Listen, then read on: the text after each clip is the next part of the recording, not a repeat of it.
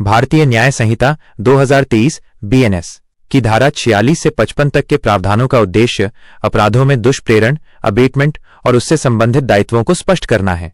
आइए इन्हें विस्तार से समझते हैं। धारा 46 दुष्प्रेरक अबेटर।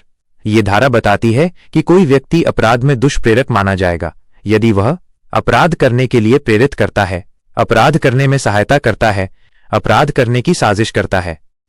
यह प्रावधान यह भी बताता है कि यदि कोई व्यक्ति किसी ऐसे कार्य को करने के लिए प्रेरित करता है जो अपराध नहीं है तो भी वो दुष्प्रेरक माना जाएगा। धारा 47 भारत में विदेशों में किए गए अपराधों का दुष्प्रेरण। यदि कोई व्यक्ति भारत में रहते हुए विदेशों में किए गए अपराधों के लिए दुष्प्रेरण करता है तो वो भारतीय कानून के तहत दंडनीय होगा। धारा 48 विदेश में भारत में किए गए अपराधों का दुष्प्रेरण। यदि कोई व्यक्ति विदेश में रहते हुए भारत में किए गए अपराधों के लिए दुष्प्रेरण करता है तो वो भारतीय कानून के तहत दंडनीय होगा।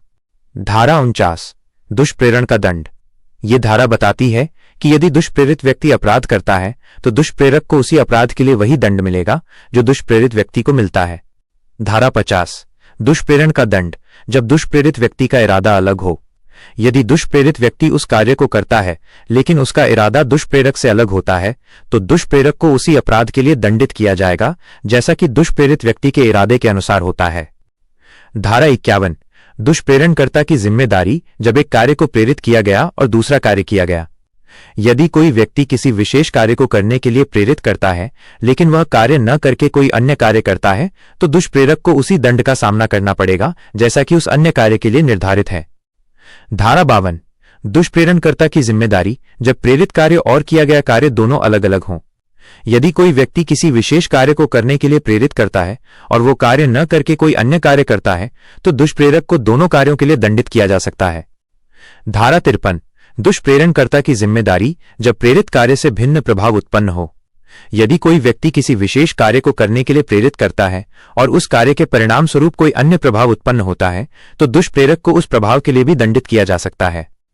धारा 54 दुष्प्रेरणकर्ता की जिम्मेदारी। जब प्रेरित कार्य से भिन्न कार्य किया गया।